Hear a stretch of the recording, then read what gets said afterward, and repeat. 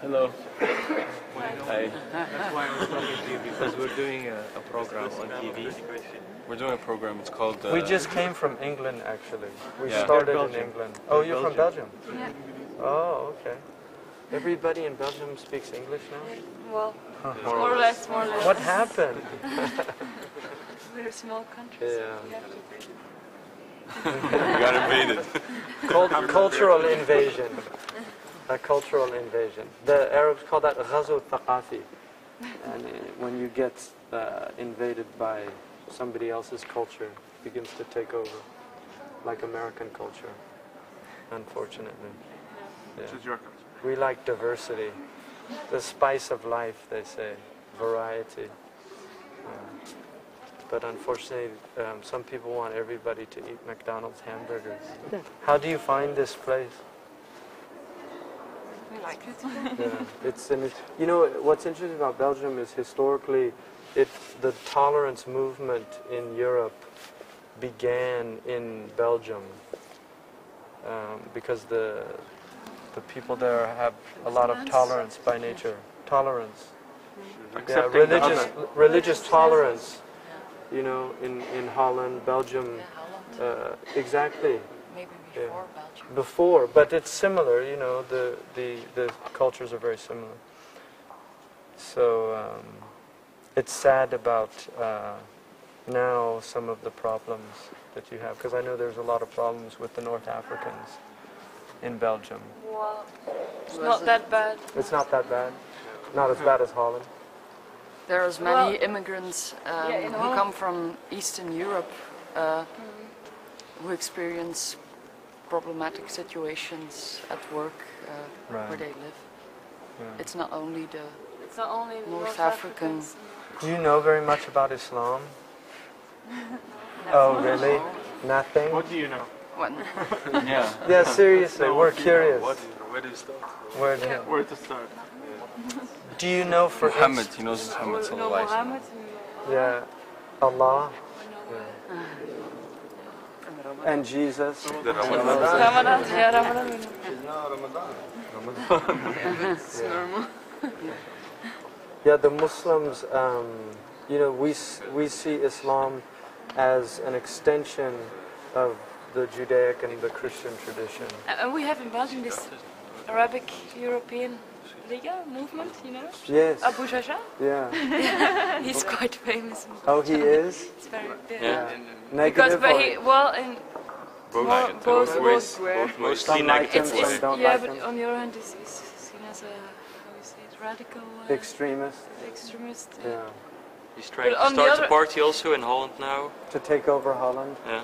And Well, it's make, not- and Because make it it, doesn't work in and Belgium. make I it don't a know, but Muslim in a way state you or something. You understand I don't why? know, I don't maybe. know. But even Even even though we're not. like him. Oh, right. That's it. Yeah. It's all parties that doesn't have want doubts. the immigrants to assimilate. He wants them to stay separate. Yes. In a way, Yeah. What do you Yeah. think about that?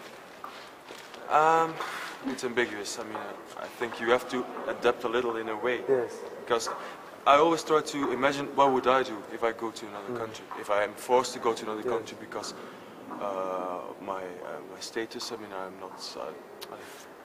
It's difficult to say here because There are I don't many have reasons. work, I don't have money. Right. I mean, or because of war, and I go See, elsewhere. part of the problem, you know, generally humans, if you look at human beings, generally we all pretty much agree on some basic things. Like, I don't want you to aggress against me, you don't want me to aggress against you. That's a given. I want you to respect my property, you want me to respect your property. These are all givens. But then we have particulars, which are different. So for instance, for Muslims, like Christian and Jewish people that believe in certain basic moralities, like relations between men and women. In Islam, relations can only exist within a framework. And if it's outside of that framework, it's not permissible. That used to be the situation in a large segment of Europe and certainly in America, whereas that has changed radically now. So a lot of Muslims are very fearful if we allow our children to assimilate into the culture, they'll get girlfriends and boyfriends, premarital sex, AIDS, herpes, drugs. They really start getting they really start getting frightened about losing these things that they believe are really essential. I mean, I'll give you a tragic example of this.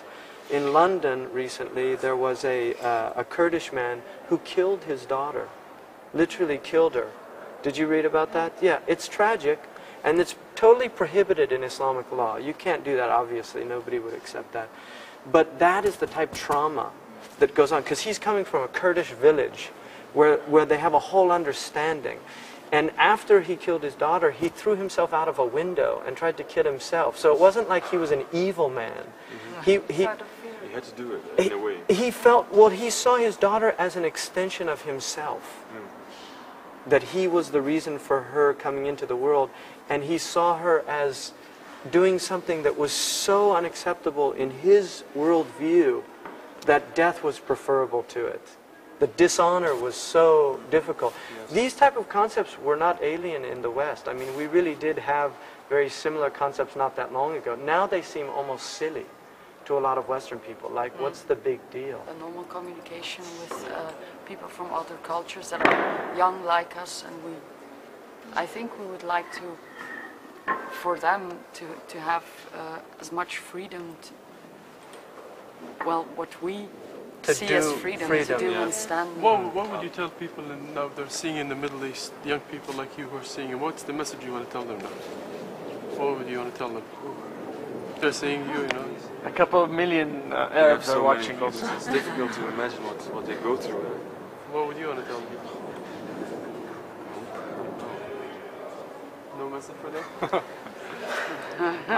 I know they would tell you, you know, like, I'm sure. You have the microphones and the cameras, so no, feel free to say whatever. You don't have to say anything, but I'm curious. I would like to develop just what's your name? I'm Caroline. Caroline? Caroline. My name's Hamza. I'm actually from California. I'm just curious, because I grew up in California, and I grew up in the 60s and 70s when, you know, the freedom and all of these things. In fact, a lot of these ideas actually came out of that whole period and experience. But my real understanding of freedom is not so much to be able to do whatever you want, but I see it as doing actually what's the ability to truly choose. For instance, when we have impulses, there's a lot of people that are overweight in America. Is it freedom to eat all I want? I mean, is that really do we call that freedom, you know? Or is people addicted to sexuality? They can't control themselves. They have to keep trying to seduce people. Whether You don't necessarily need faith to have these values, you know? And that's sometimes maybe the thing that we perceive as different from us. I mean, I have the same values, but I'm not religious. And it's not imposed on me by any faith anymore. So we do it because we think it's right and because we want to believe that way. But I accept that's a very important thing that we feel as young people in the West, that religion is not the source of the values. We don't want sex every day, but it's not because I'm religious that I will have sex or no sex. It's because of what I feel I should do. That is right. I'm not against religion in a sense, but I don't want to have religion impose a way of life upon me. We're all educated and we've been living without any harm or problem. I don't want to have religion to play any role in public life. If you are religious, it's okay if you do it inside your house. Or in a mosque, or it doesn't. In political life. But not in political life. That's But not in the laws. You know this. Do you want your politicians honest, for instance? Yeah, but we have had a very extreme religious. Tradition of Jewish, Roman Catholic politicians, and they did they made the same mistakes as everyone. Well, they're human. Yeah, but it has nothing to do with their faith. No. Well, it depends. No, I mean, because in faith is Flanders real. you have a lot of guilt complexes about you should not do this, you should not do that, and that was because of religion. And now we have freed ourselves from these complexes. Okay. And I choose. I'm honest. I'm very peace loving. I'm tolerant, but it has to do with my human feeling. You said humanism. That's what I believe in, and not. You believe in humanism. Yeah, not kind of faith. Where do those values, do you think, where do they come from? From thinking with my brain. Yeah. And But from where did that come from? society. No, where did the Society. thinking come from? I mean, where did those thoughts come from? Because some people... I think you should be. What's your name? Ellen. Ellen? Ellen. Some people don't have those thoughts at all. They're like you, they don't have religion, and they can literally, like Saddam Hussein is a good example of that. He could kill tens of thousands of people and still go to sleep at night. I mean, there's people like that in the world. Not everybody has these feelings. But I mean, I'm just curious, where do you think those real feelings come from? I mean, you can say thinking, but even thought, where does thought come from? Where? From learning about things, from learning, from reading books, from education. We have learned about different. So our primitive people, they don't have these feelings like some Aboriginal people who can't read or write in Australia. No, but hold on, Aboriginal people who cannot read or write have no tradition of literacy. Yeah, but they learn things in another way. Okay, so it's not just reading. When we say They were peaceful in nature, they have a fantastic culture, but that's changed when English came in. Right. But what if other people who don't have these thoughts that you have, their actions affect you and may harm you? Doesn't it need some kind of higher order in order to prevent those people? I believe in democracy, and I believe in the.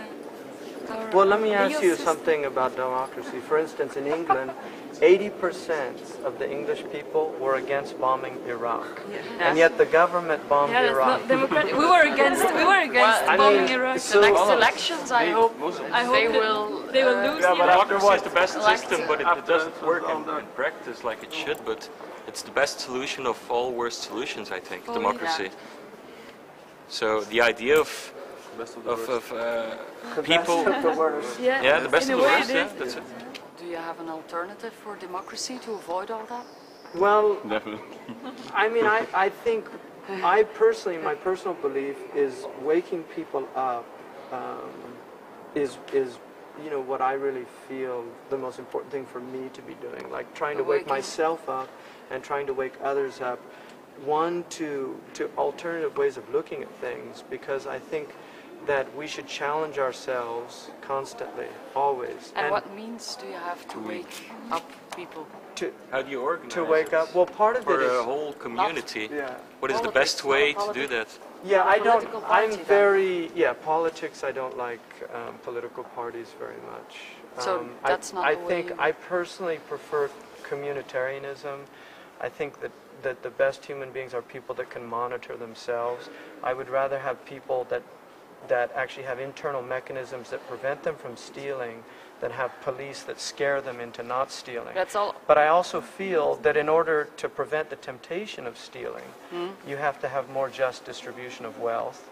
I think that in societies where we spend billions of dollars on weapons and we have old people begging in the streets, I think something is deeply wrong with our society. We agree. We totally agree. But we see no practical alternative for that. Well, Because see, this is where my faith enters in, and we can disagree about this, but for the sake of our argument, my faith enters in because I actually believe that there is a source behind all of this. I don't think this just came in from, it just popped into existence, or over millennia we kind of developed into these thinking. Very fascinating, very incredible. I mean, we have eyes, we can see each other. I come from California, I've never met you one time, and here we are speaking in language that we can both understand, and we're having thoughts and thinking. I mean, I find that very extraordinary, and I have a difficult time believing that was just a coincidence. And so I believe that source does communicate to us, and I believe it communicates to us in two ways. One is the way you're talking about. I believe that those thoughts that you have, even though you might not attribute them to that source, those thoughts of, I don't want to harm another person, I actually believe that you were created with those thoughts, that those are, in essence, what, in a more poetic language, we would call energetic thought. I believe that source does communicate to us, and I believe it communicates to us in two ways. One is the way you're talking about. I believe that those thoughts that you have, even though you might not attribute them to that source, those thoughts of, I don't want to harm another person, I actually believe that you were created with those thoughts, that those are, in essence, what, in a more poetic language, we would call angelic thoughts. But I also think there's demonic thoughts of people that have thoughts that tell them, take what you want. You know, who cares about that person? And some of them even do that and, within themselves. And see their faith as a source for those. No, exactly, because we're, yes, and some people play with it. And this is the mind can play big tricks on very us. Cruel things happen In the name of religion. Yes, yeah. and very cruel things in the name of humanity. Secularism, if you look at the 20th century, it was not a religious century. It was actually the absence of religion. It was the first century in which Western man really threw off religion, and yet it's the bloodiest century in human history. We killed 180 million people were killed. I'm saying we human beings. 180 million, most of them civilians. Saturation bombing. Collateral damage. Collateral damage. Yeah. They didn't have nice euphemisms like that then. But maybe so the difference is that you believe it could have been prevented by religion, and we do not believe that. So what about the religious wars in the Middle Ages? Yes, and I think that those are the absence of religion. I think when war, I only believe in a right to defend. I believe that I have a right, if you attack me, I feel that I have not only a right, but an instinct that was put in me to defend myself against you. But then the challenge is, once I've overcome you, what do I do then? Do I take revenge? My religion says, vengeance belongs only to God. It's not my business to take revenge. If God wants to take revenge, that's his business. My business is actually not to take revenge. And that's where my religion comes in. So I believe a lot of what you don't like about religion, I don't like about religion. Many of the things that you're telling me, I agree with you. They are not religion. They are misinterpretations. I think they're misunderstandings. But the same thing can be said about any system of belief. It doesn't have to be religion that causes these things. National Socialism, if you look at what Hitler wanted to do, he wanted everybody to have food on the table. He wanted all the Germans to have cars. He had the Volkswagen made. Volkswagen, the car for the people. He was a vegetarian. He liked children. Do you know, he had a sense of humor. Yeah, German children, you see. So he wasn't being compelled by a religious, he was being compelled by a nationalistic ideology. I don't think it's wrong to want good for your people, but at the expense of other people, I think there's a problem there. But it wasn't religion that did that to him. It was actually, I would say, in essence, the absence of religion. بالذات لو بتقولهم على هتلر إنه هذا ما هو دين، لكن وضر الناس، فمش الدين اللي بيضر، هو الإنسان اللي بيضر، whether باسم الدين أو باسم غير الدين. باسم غير الدين. ألان وكارولاين الاثنين دول تحديدا، والولد اللي كان لابس مثقفين شكلهم. مثقفين، وهم كمان كانوا مشدودين جدا للحوار، لأنه حسوا إنه في حاجة هم ممكن يقربوا منها أكتر. يا ريت كنت يعني you gave them مثلا your contact or يعني as they need to know more كده.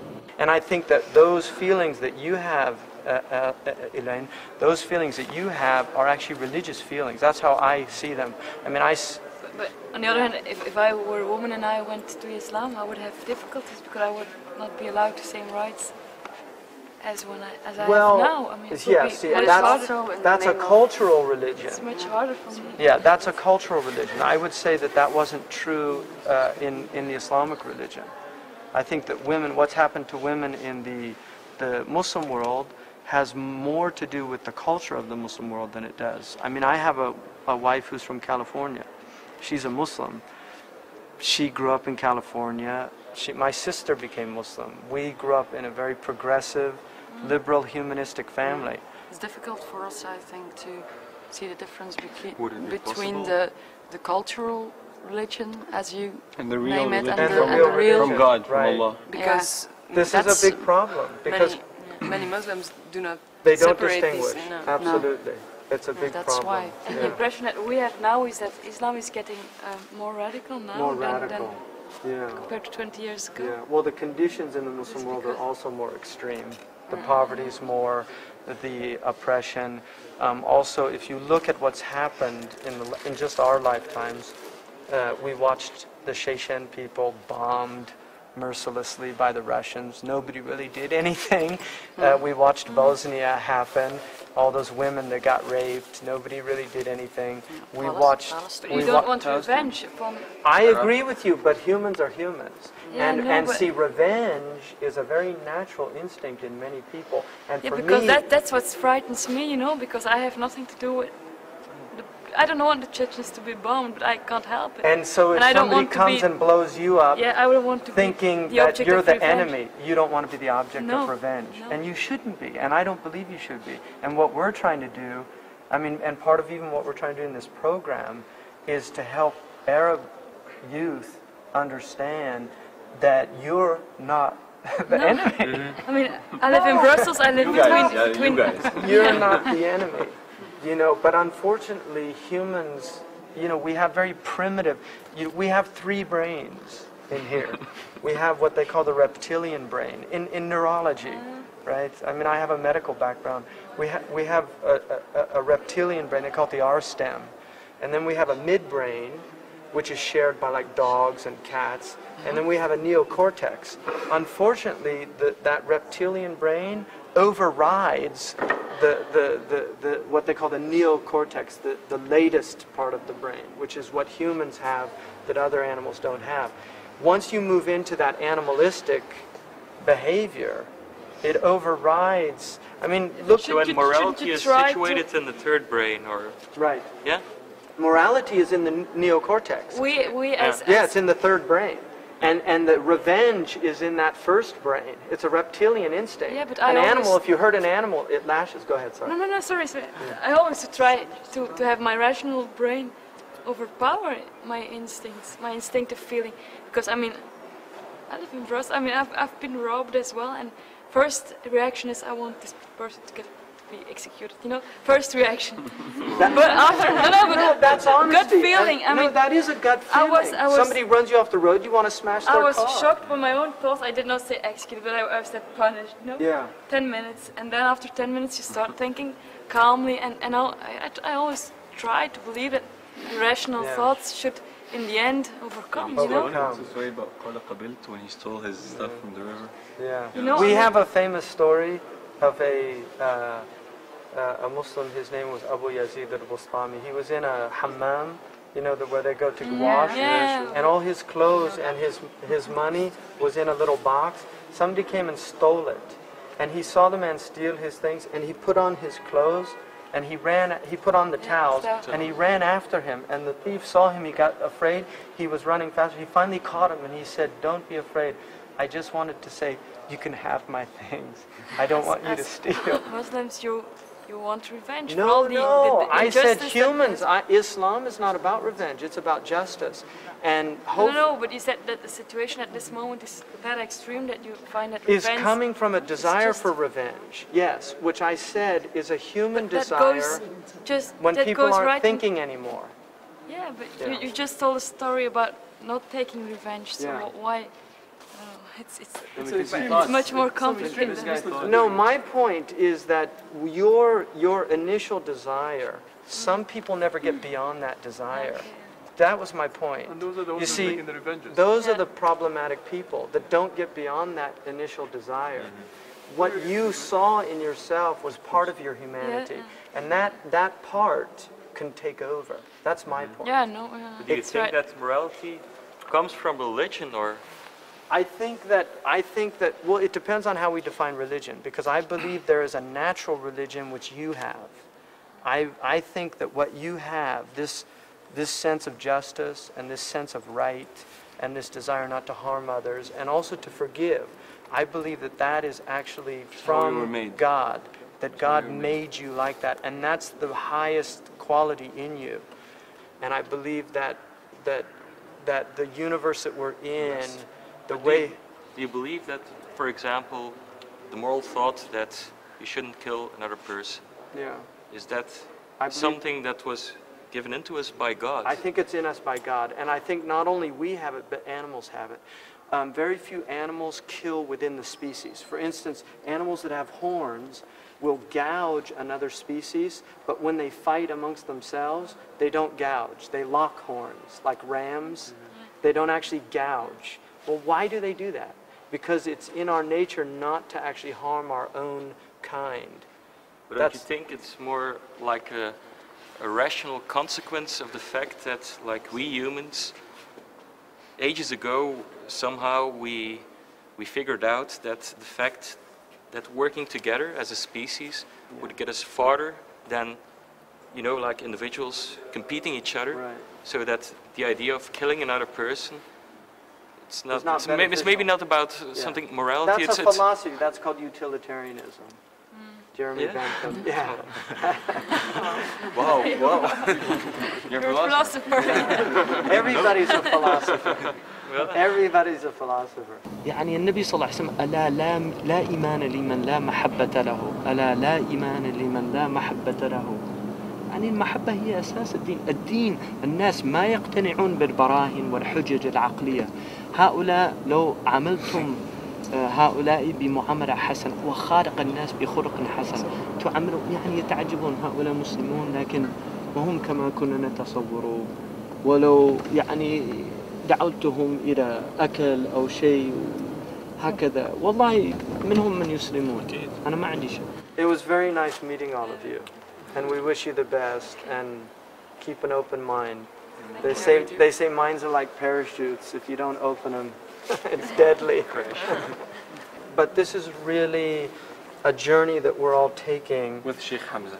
I'm taking them on this journey, and it's partly to try to break down some of the barriers between the West and between the Muslim world. To show the West is not bad. England, France. Yeah, just that people, we don't want people blowing up people and things like that because they don't, you know, there's a lot of young people. Get to know. So you see that you're Western people. There's a verse in the Quran. There's a verse in the Quran. It says, "Inna khalaqnakum min dhakarin wa untha wa ja'alnakum shu'uban wa qaba'ila lita'arafu. Inna akramakum 'inda Allahi atqakum." ولذا قلت لهم أنه لتعارفوا لا لتباغضوا. هذا مفهوم المخالفة.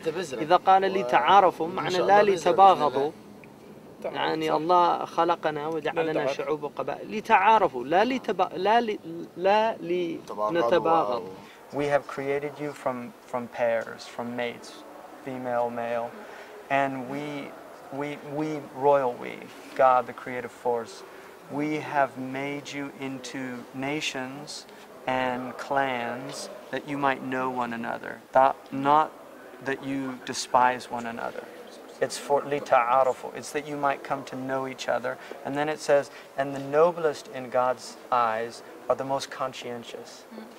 You know, the people that more aware. Yeah.